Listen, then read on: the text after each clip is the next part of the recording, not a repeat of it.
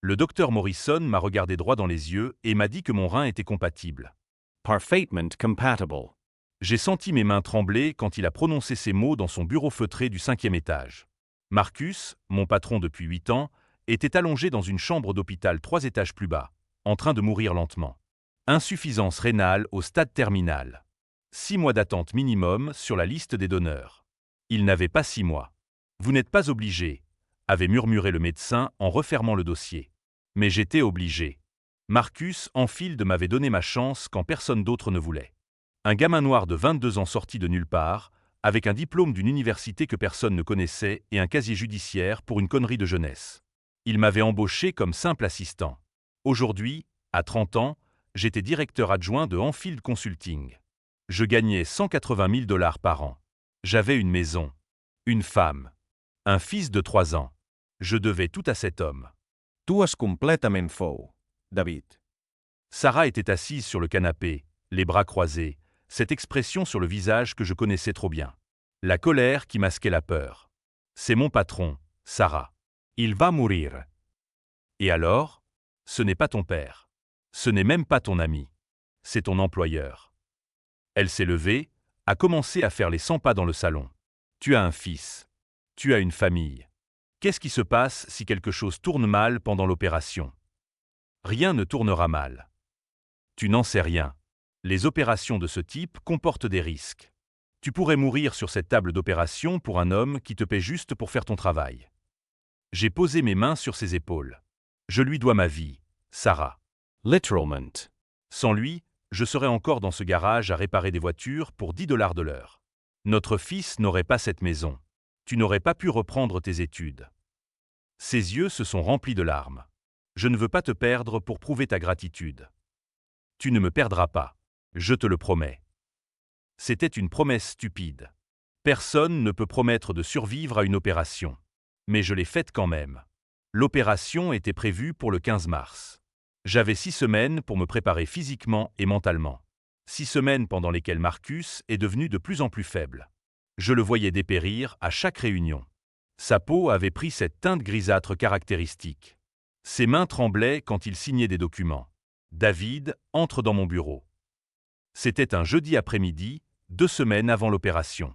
Marcus était assis derrière son immense bureau en acajou, le même bureau devant lequel je m'étais tenu la première fois, terrifié et plein d'espoir. J'ai parlé avec les avocats ce matin, a-t-il dit sans préambule. Si cette opération réussit, et je sais qu'elle réussira grâce à toi, je veux que tu deviennes associé principal. 30% de part dans la société. J'ai cru que mon cœur s'était arrêté. Marcus, je ne sais pas quoi dire. Ne dis rien. Tu mérites ces parts 10 fois. Tu as transformé cette société. Les contrats que tu as décrochés ces 3 dernières années représentent 40% de notre chiffre d'affaires. Il s'est levé péniblement, s'est approché de moi. Mon avocat prépare les papiers. Dès que je sors de l'hôpital, on signe. Je suis rentré chez moi ce soir-là dans un état second. 30% de Enfield Consulting. Cela représentait des millions. Sarah a pleuré quand je lui ai annoncé. Des larmes de joie cette fois. La veille de l'opération, ma mère est venue de Détroit. Elle n'avait pas pris l'avion depuis 15 ans, mais elle était là, dans notre salon, serrant mon fils contre elle. « Mon bébé va sauver une vie », répétait-elle en pleurant. Mon père était mort quand j'avais 12 ans. Cancer du poumon. Il avait travaillé toute sa vie dans une usine automobile, respirant des produits chimiques toxiques, pour nous offrir une vie décente. Il n'avait jamais gagné plus de 35 000 $ par an. Quand il est mort, nous avions 8 000 $ de dette médicale.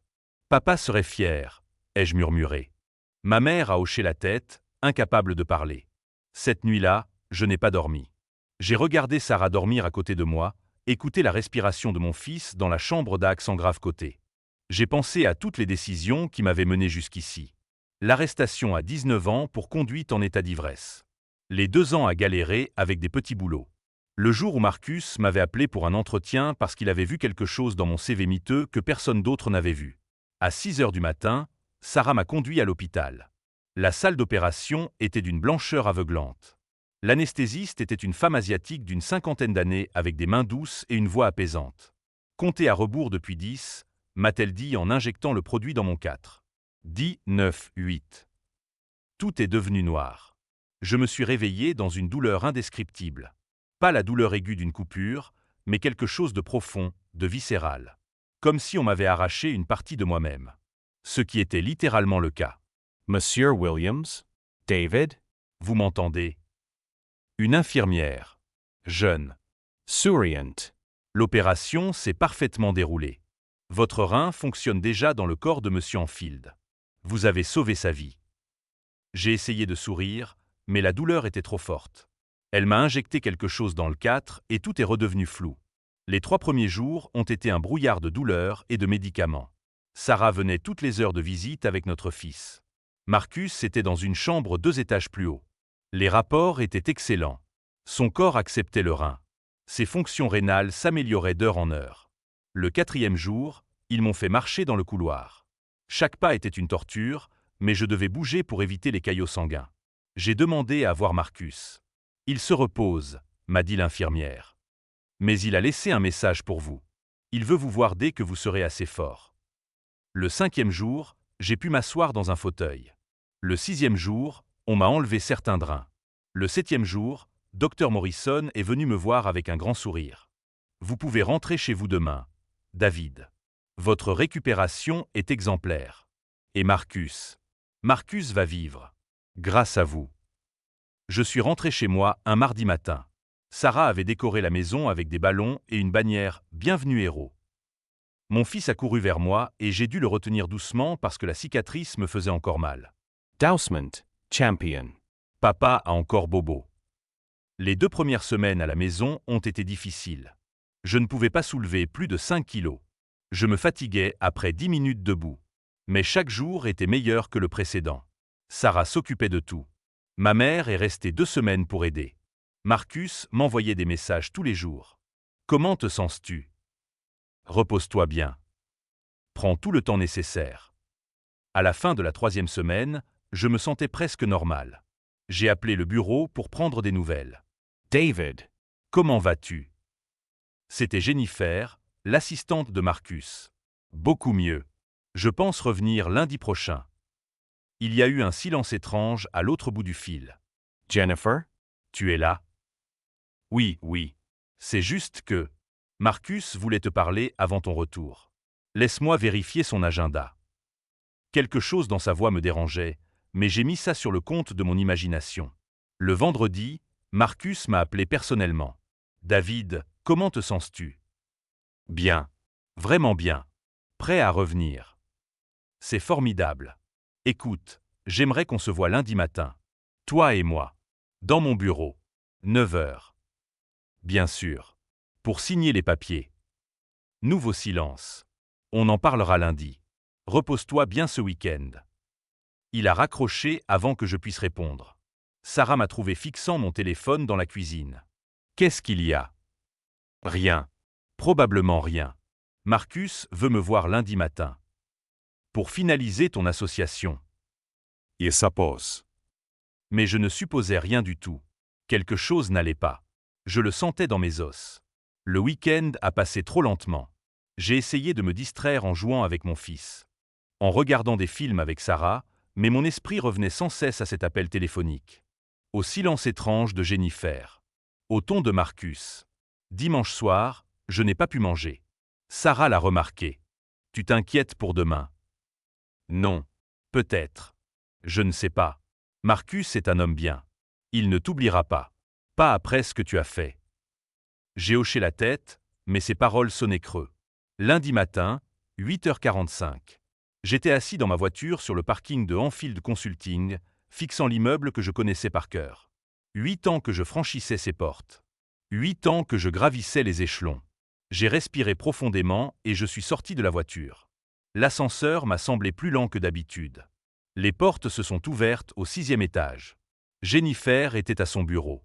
Quand elle m'a vu, son visage s'est décomposé. « David, tu as l'air en forme. » Merci. Marcus est dans son bureau. Oui, mais…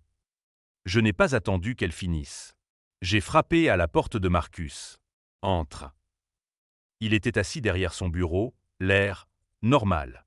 En bonne santé. Sa peau avait retrouvé sa couleur. Ses yeux étaient clairs. Mon rein fonctionnait parfaitement dans son corps. David, assieds-toi. Je me suis assis dans le fauteuil en face de lui, le même fauteuil où j'avais été assis des centaines de fois. « Comment te sens-tu » m'a-t-il demandé. « Bien. » Presque complètement rétabli. « Tant mieux.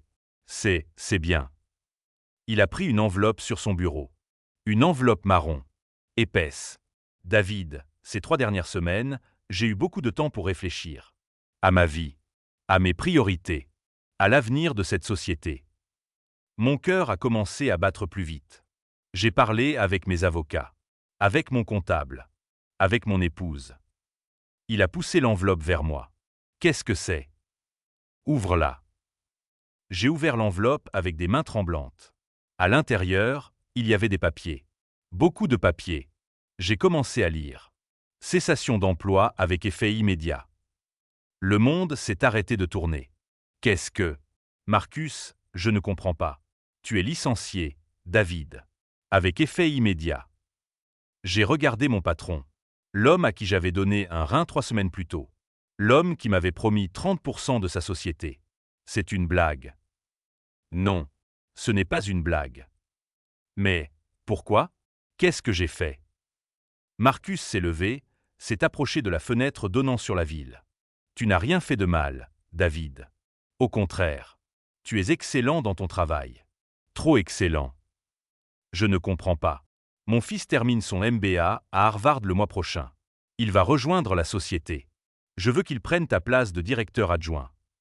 J'ai cru que j'allais vomir.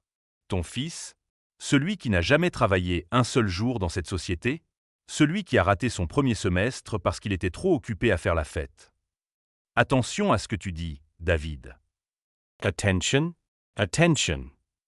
Je me suis levé, ignorant la douleur dans mon côté. Je t'ai donné un rein. Je t'ai littéralement donné une partie de mon corps. Et je t'en suis reconnaissant. Vraiment. Sa voix était calme. Trop calme. C'est pour ça que je te donne 6 mois de salaire de compensation. C'est généreux. Généreux ? Tu m'avais promis 30% de la société. Je n'ai rien promis par écrit. Et tu ne peux pas le prouver. La réalité m'a frappé comme un camion. Il avait planifié ça. Tout ça. Même avant l'opération. Tu savais. Tu savais que tu allais me virer avant même que je te donne mon rein. Marcus s'est retourné vers moi. Pour la première fois, j'ai vu de la froideur dans ses yeux. J'avais besoin d'un rein, David. Tu étais compatible. Le timing était opportun. Opportun ? Opportun. J'ai ri. Un rire hystérique. Tu m'as utilisé. Je t'ai donné 8 ans de carrière. Un excellent salaire. Des opportunités que tu n'aurais jamais eues ailleurs. On est quitte. On est quitte. J'ai répété les mots comme si c'était une langue étrangère. Je t'ai donné un organe et on est quitte. Baisse d'un ton où j'appelle la sécurité. J'ai regardé cet homme. Cet homme que j'avais admiré. Respecté. Aimé presque comme un père. Cet homme dans le corps duquel battait mon rein. La sécurité. Bien sûr. Appelle la sécurité. J'ai pris l'enveloppe, me suis dirigé vers la porte. David. Je me suis arrêté sans me retourner. Prends soin de toi. Et, merci. Pour le rein. Je ne me souviens pas comment je suis arrivé à ma voiture. Je ne me souviens pas du trajet jusqu'à la maison. La seule chose dont je me souviens, c'est d'être assis dans l'allée, mes mains agrippant le volant si fort que mes jointures étaient blanches. Sarah a couru vers la voiture quand elle m'a vu. « David, qu'est-ce qui s'est passé ? Pourquoi tu es de retour si tôt ?» Je lui ai tendu l'enveloppe. Elle a lu. Son visage est devenu pâle. « Non, non, ce n'est pas possible. » « C'est possible. Mais tu lui as donné, tu lui as sauvé la vie. Il s'en fout. » Sarah a commencé à pleurer. Pas de petites larmes silencieuses. Des sanglots déchirants qui venaient du plus profond de son être. Comment peut-il faire ça ? Je n'avais pas de réponse. Je suis descendu de la voiture, suis entré dans la maison, suis monté à l'étage, me suis enfermé dans la salle de bain. J'ai regardé la cicatrice sur mon côté gauche. Une ligne rouge vif de 15 cm. La marque de mon sacrifice. La preuve de ma stupidité. J'ai passé 3 jours enfermé dans la chambre. Sarah a essayé de me parler, mais je ne pouvais pas. Je fixais le plafond, rejouant chaque conversation avec Marcus dans ma tête. Cherchant les signes que j'avais manqués. Ils étaient partout. Comment avais-je pu être aussi aveugle? Le 4e jour, ma mère a débarqué. Sarah l'avait appelée. « Lève-toi ». Sa voix était dure, autoritaire. La voix qu'elle utilisait quand j'étais enfant et que je faisais une bêtise. « Maman, je… » Debout. Maintenant. Je me suis assis dans le lit. Elle était plantée dans l'embrasure de la porte, les bras croisés. « Tu crois que tu es le premier homme noir à se faire avoir par un patron blanc? Tu crois que ton père ne s'est jamais fait exploiter dans cette usine? Qu'il n'a jamais donné sa santé, son temps, sa vie pour des gens qui s'en foutaient? Ce n'est pas pareil. C'est exactement pareil. La seule différence, c'est que toi, tu as donné un organe au lieu de tes poumons. Mais le résultat est le même. Ils prennent ce dont ils ont besoin et te jettent après. Alors quoi? Je devrais juste accepter. Non. Elle s'est approchée, s'est assise sur le lit. Tu te relèves. Tu te bats. Mais d'abord, tu sors de ce lit et tu manges quelque chose. Le lendemain, j'ai appelé un avocat. Michael Shen. Un type que j'avais rencontré lors d'une conférence professionnelle 2 ans plus tôt. Il m'avait donné sa carte en me disant de l'appeler si j'avais besoin de quoi que ce soit. David Williams. Je me souviens de toi. Sa voix au téléphone était chaleureuse. Qu'est-ce que je peux faire pour toi? Je lui ai raconté toute l'histoire. Chaque détail. Quand j'ai eu fini, il y a eu un long silence. Tu as des preuves de la promesse des 30%? Non. Tout était verbal. Des témoins? Non. On était seul dans son bureau. Des emails? Des messages textes? Non. Nouveau silence. David, je vais être honnête avec toi. Sans preuve écrite, c'est ta parole contre la sienne. Et Marcus Enfield a les meilleurs avocats de la ville. Donc je ne peux rien faire. Je n'ai pas dit ça. On peut t'attaquer sur le licenciement abusif. Argument de représailles. Tu lui as sauvé la vie et il t'a viré 3 semaines plus tard. Un jury pourrait être sympathique. Pourrait. Les procès sont imprévisibles, David. Surtout contre des hommes comme Enfield.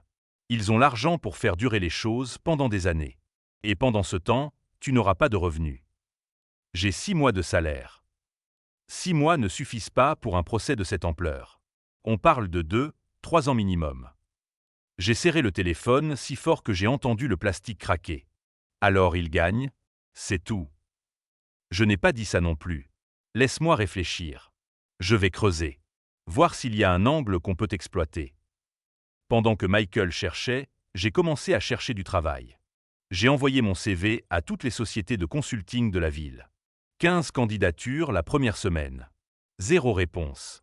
C'est bizarre, ai-je dit à Sarah. Avec mon expérience, je devrais au moins avoir des entretiens. Elle était assise à table, son ordinateur portable devant elle. David, regarde ça. Elle a tourné l'écran vers moi. C'était un article sur un site d'actualité professionnelle. David Williams, ancien directeur adjoint de Enfield Consulting, a quitté l'entreprise pour des raisons personnelles après une période de congé médical. Raisons personnelles? Il mente. Continue de lire. Monsieur Enfield a déclaré « David est un professionnel talentueux et nous lui souhaitons le meilleur pour l'avenir. Parfois, les gens ont besoin de prendre du recul pour se concentrer sur leur santé et leur famille. » J'ai fermé le portable violemment. Il me fait passer pour quelqu'un qui a démissionné. Pour quelqu'un qui est instable. Aucune société ne voudra m'embaucher maintenant. Sarah a pris ma main. On va se battre. On va trouver un moyen. Mais sa voix manquait de conviction. Michael m'a rappelé 1 semaine plus tard. J'ai trouvé quelque chose. Pas grand-chose, mais c'est un début. Quoi? J'ai parlé avec Jennifer, l'assistante de Marcus. Officieusement. Elle ne témoignera jamais, mais elle m'a confirmé que Marcus parlait de te donner des parts avant l'opération. Elle a même tapé un brouillon de l'accord. Mon cœur a bondi. C'est parfait. On peut. Attends. Le brouillon n'a jamais été signé. Et Marcus l'a fait supprimer de tous les serveurs. Jennifer n'a aucune copie. Donc c'est inutile. Pas complètement. Ça établit un pattern. Il t'a promis quelque chose, t'a fait donner ton rein, puis a effacé toutes les preuves. C'est de la manipulation calculée. Mais on ne peut pas le prouver. Pas directement. Mais j'ai aussi trouvé autre chose. Marcus a fait la même chose à quelqu'un d'autre il y a 6 ans. Je me suis redressé dans ma chaise. Quoi? Un type nommé Robert Chen. Pas de relation avec moi. Marcus lui avait promis un partenariat. Le gars a bossé 80 heures par semaine pendant 3 ans. Quand le moment est venu de signer, Marcus a embauché son neveu à la place et a viré Robert. Pourquoi je n'ai jamais entendu parler de ça? Parce que Marcus l'a payé pour se taire. Accord de confidentialité. Mais les accords de confidentialité ne sont pas éternels. Robert pourrait témoigner que c'est un pattern de comportement. Il accepterait. Je vais le contacter. Mais David, même avec son témoignage, ça reste difficile. Tu n'as pas donné de l'argent ou du temps. Tu as donné un organe. C'est dans une catégorie complètement différente. Les précédents légaux sont flous. J'ai commencé à boire. Pas beaucoup au début. Un verre de whisky le soir pour m'aider à dormir. Puis 2 verres. Puis 3. Sarah me regardait avec inquiétude mais ne disait rien. Les factures s'accumulaient. L'assurance maladie ne couvrait que 70% de l'opération. Nous devions encore 23 000 $ à l'hôpital. Les 6 mois de salaire que Marcus m'avait donnés ne dureraient pas longtemps. Je pourrais reprendre le travail, a dit Sarah un soir. Ma mère pourrait garder le petit.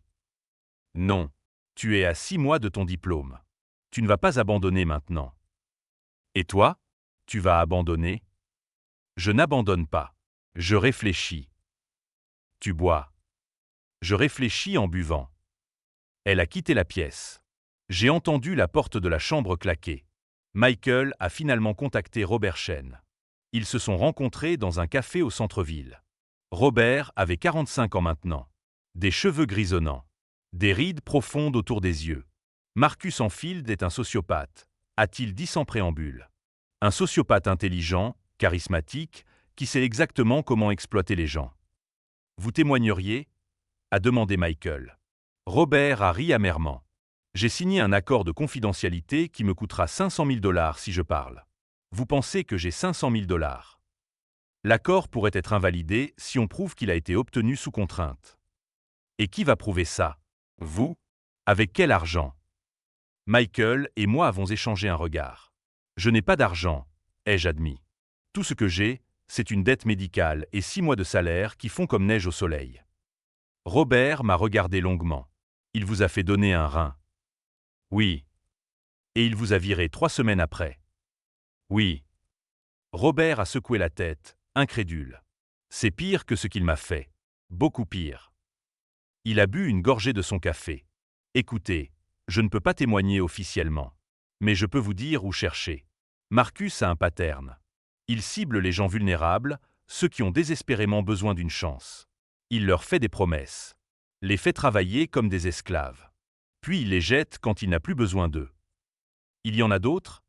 A demandé Michael. Au moins 4 que je connais. Peut-être plus. Michael a passé les 3 semaines suivantes à chercher. Il a trouvé 3 autres personnes. Tous avec des histoires similaires. Promesses non tenues. Licenciement soudain. Accord de confidentialité. C'est un pattern clair, a dit Michael lors de notre réunion. On peut construire un dossier. Montrer que Marcus exploite systématiquement ses employés. Mais aucun d'eux ne témoignera. Non. Ils ont tous peur. Peur de perdre de l'argent. Peur de détruire leur réputation dans l'industrie. Marcus a des connexions partout. J'ai frappé la table du poing. Donc on est coincé. Tous ces gens se sont fait avoir et personne ne peut rien faire. Je n'ai pas dit ça. Michael a sorti un dossier. J'ai une autre idée. On ne l'attaque pas sur le licenciement abusif. On l'attaque sur exploitation. Exploitation. Le don d'organes. Tu as donné ton rein en pensant que tu recevrais une compensation sous forme de part dans l'entreprise. C'était un accord implicite. Un contrat verbal, certes, mais un contrat quand même. Mais tu as dit qu'on ne pouvait pas prouver le contrat verbal. On ne peut pas. Mais on peut prouver qu'il t'a laissé croire qu'il y aurait une compensation. Jennifer peut témoigner du brouillon. On peut montrer le timing suspect. Rein donné le 15 mars. Viré le 5 avril. 3 semaines exactement. C'est suffisant. Michael a soupiré. Honnêtement, je ne sais pas. Mais c'est tout ce qu'on a. On a déposé la plainte fin mai. Marcus a immédiatement engagé le meilleur cabinet d'avocats de New York. Ils ont déposé une motion pour rejeter le cas. Michael a combattu la motion. Le juge a décidé que le cas avait suffisamment de mérite pour aller en procès. La nouvelle a fait les gros titres. Ancien employé poursuit son patron après lui avoir donné un rein. Les médias sociaux ont explosé. Certains me soutenaient. D'autres disaient que j'étais un opportuniste, que j'avais donné mon rein volontairement et que je ne pouvais pas me plaindre maintenant. Un commentaire en particulier m'a marqué. Pourquoi a-t-il donné son rein s'il n'avait rien par écrit? C'est sa propre stupidité. Sarah a fermé mon ordinateur. Ne lis pas ça. Ce sont juste des trolls. Ils ont raison. J'ai été stupide. Tu as été généreux. Il y a une différence. Mais je n'en étais pas sûr. Le procès était prévu pour septembre.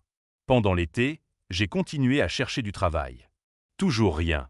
L'histoire était partout maintenant. Personne ne voulait embaucher le type qui poursuivait son ancien patron. Nous avons dû vendre la maison.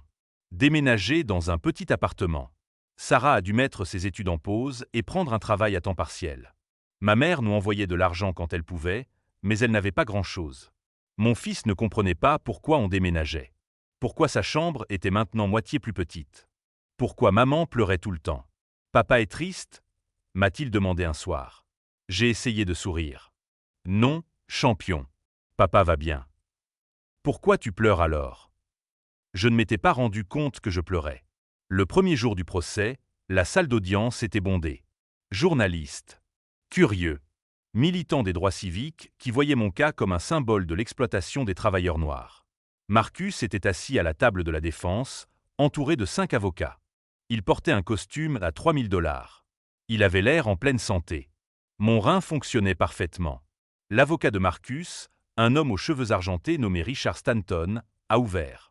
Mesdames et messieurs du jury, ce cas est simple. Monsieur Williams a volontairement donné un rein à Monsieur Enfield. Personne ne l'a forcé. Personne ne l'a manipulé. Il a pris cette décision par pure générosité. Maintenant, après avoir été licencié pour des raisons légitimes liées à la restructuration de l'entreprise, il cherche à extorquer de l'argent à mon client en prétendant qu'il y avait un accord qui n'a jamais existé. Michael s'est levé pour notre ouverture. Monsieur Enfield a systématiquement exploité Monsieur Williams pendant 8 ans. Il lui a fait des promesses. L'a fait travailler 70 heures par semaine. L'a amené à croire qu'il deviendrait partenaire. Puis, quand Monsieur Williams lui a donné littéralement une partie de son corps, Monsieur Enfield l'a jeté comme un mouchoir usagé. Ce n'est pas de la générosité. C'est de l'exploitation. Le procès a duré 3 semaines. Jennifer à Tomoine. Elle a confirmé le brouillon de l'accord. Les avocats de Marcus l'ont détruite à l'interrogatoire. On suggérait qu'elle en voulait à Marcus pour son propre licenciement 2 ans plus tôt. Robert Chen a finalement accepté de témoigner, malgré le risque financier. Il a raconté son histoire. Les promesses. Les trahisons. Les avocats de Marcus l'ont peint comme un employé incompétent qui cherchait des excuses. Des experts médicaux ont témoigné sur les risques du don d'organes. Sur l'impact à long terme sur ma santé. Des experts en ressources humaines ont débattu de la légalité du licenciement. Et moi, j'ai dû raconter toute l'histoire. Encore et encore. Les avocats de Marcus m'ont interrogé pendant 2 jours complets. Monsieur Williams, quand exactement Monsieur Enfield vous a-t-il promis 30% de l'entreprise? 2 semaines avant l'opération. Dans son bureau. Y avait-il des témoins? Non. Des enregistrements? Non. Donc c'est juste votre parole. Oui. Et vous avez quand même donné votre rein sans rien par écrit. Je lui faisais confiance. Vous lui faisiez confiance. L'avocat a souri. Monsieur Williams, n'est-il pas vrai que vous aviez des problèmes financiers à l'époque? Quoi? Non. Nous avons vos relevés bancaires. Vous aviez 47 000 $ de dettes de carte de crédit. C'était des dépenses normales. La maison, la voiture. Donc vous aviez besoin d'argent.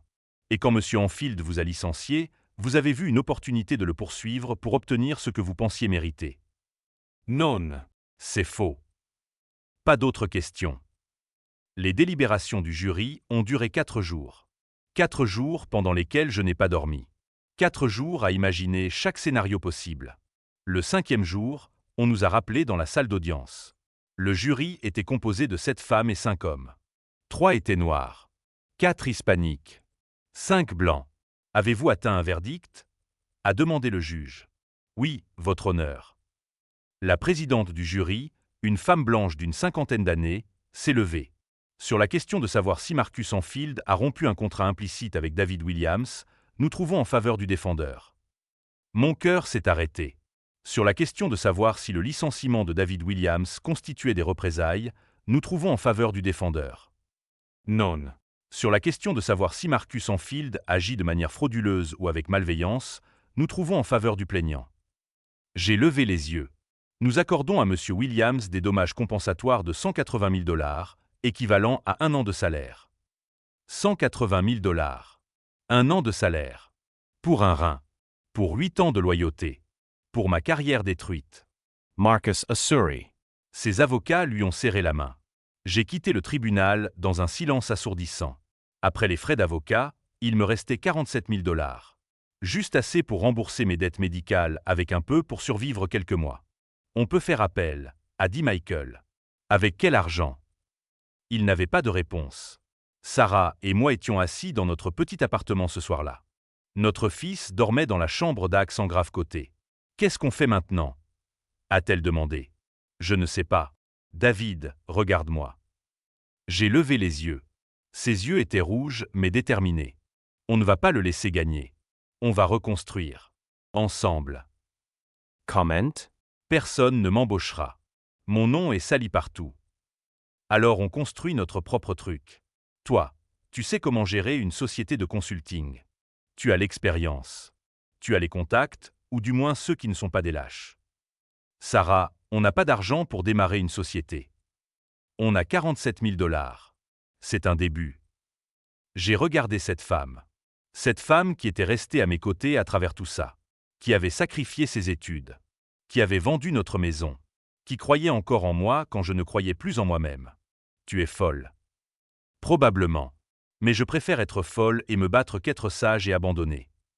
J'ai créé Williams Consulting 6 semaines plus tard. Un bureau minuscule dans un immeuble délabré. Un ordinateur d'occasion. Un téléphone. Et une détermination que je n'avais jamais eue. Les premiers mois ont été terribles. 0 client. Personne ne voulait travailler avec le type qui avait poursuivi Marcus Enfield. J'ai fait du porte-à-porte. J'ai envoyé des centaines d'emails. J'ai appelé tous les contacts que j'avais. Puis, en janvier, j'ai reçu un appel. Monsieur Williams, je m'appelle Patricia Johnson. J'ai une petite société de tech qui a besoin de consulting en stratégie. Vous savez qui je suis? Oui. J'ai suivi votre procès. Et c'est exactement pour ça que je vous appelle. Je ne comprends pas. Vous vous êtes battu contre un homme qui avait tout le pouvoir et tout l'argent. Vous avez perdu, mais vous vous êtes battu. Ça me dit que vous êtes quelqu'un de tenace. De loyal. C'est exactement le genre de personne avec qui je veux travailler. Ce contrat valait 35 000 $. Ensuite, il y en a eu un autre. Puis un autre. 1 an plus tard, j'avais 7 employés et 1 million de dollars de chiffre d'affaires. 2 ans plus tard, j'avais 20 employés et 3 millions. 3 ans plus tard, j'ai racheté un concurrent. Un petit cabinet qui appartenait à Marcus Enfield. Il l'avait créé après que son fils ait complètement foutu en l'air Enfield Consulting. L'entreprise avait perdu 60% de ses clients en 2 ans. Marcus avait dû vendre et créer quelque chose de plus petit. Quand mon avocat a contacté son avocat avec l'offre d'achat, Marcus a refusé. Dites à M. Enfield que mon offre est généreuse, ai-je dit à mon avocat. Mais s'il refuse, je vais créer une division qui va directement concurrencer chacun de ses clients jusqu'à ce qu'il n'ait plus rien. Une semaine plus tard, il a accepté. Le jour de la signature, nous nous sommes retrouvés dans une salle de conférence. C'était la première fois que je le voyais depuis le procès. Il avait vieilli. Des rides profondes. Des cheveux complètement gris. Il avait l'air diminué. David. Marcus. Nous nous sommes serrés la main. Ma main contre la sienne. La main qui contenait mon ADN, mon rein qui fonctionnait encore dans son corps. Félicitations pour ton succès, a-t-il dit. Merci. Comment va ton fils? Son visage s'est assombri. Il a quitté la société. Il travaille dans l'immobilier maintenant. Je vois. Nous avons signé les papiers. Son cabinet était maintenant le mien. Alors qu'il se levait pour partir, il s'est arrêté. David, Tu quoi? Je suis désolé. Pour ce que j'ai fait. C'était mal. J'ai regardé cet homme. Cet homme qui m'avait détruit et qui, sans le savoir, m'avait forcé à devenir plus fort. Garde tes excuses, Marcus. Je n'en ai pas besoin. Mais merci quand même. Il est parti. Je ne l'ai plus jamais revu. Aujourd'hui, Williams Consulting emploie 85 personnes. Nous avons 3 bureaux. Notre chiffre d'affaires cette année sera de 15 millions de dollars. J'ai une politique stricte. Tous mes employés ont des contrats écrits clairs. Pas de promesses verbales. Pas d'ambiguïté. Et si quelqu'un me sauve la vie, je ne le vire pas 3 semaines plus tard. Sarah a terminé son diplôme. Elle dirige maintenant notre département des ressources humaines. Mon fils a 11 ans maintenant. Il demande parfois pourquoi j'ai une cicatrice sur le côté. Papa a donné quelque chose à quelqu'un qui en avait besoin. Je lui dis. Quoi? Une leçon. J'ai donné une leçon très chère. Il ne comprend pas encore. Mais un jour, il comprendra. Parfois, tard le soir, je touche la cicatrice. Je pense à Marcus. À ce qu'il m'a pris. À ce qu'il m'a donné sans le vouloir. Il m'a pris un rein. Il m'a pris ma naïveté. Il m'a pris ma confiance aveugle. Mais il m'a donné quelque chose de plus précieux, la colère nécessaire pour réussir. La détermination de ne plus jamais être la victime. La force de construire quelque chose qui ne pourrait jamais m'être pris. Mon rein bat encore dans son corps. Chaque battement lui rappelle probablement ce qu'il a fait. Ou peut-être pas. Les hommes comme Marcus ne ressentent pas le remords de la même manière. Mais moi, je ressens. Je ressens la cicatrice chaque jour. Je la vois chaque matin sous la douche. C'est ma médaille. Mon badge d'honneur. La preuve physique que j'ai survécu au pire et que je suis devenu meilleur. Et c'est plus que suffisant.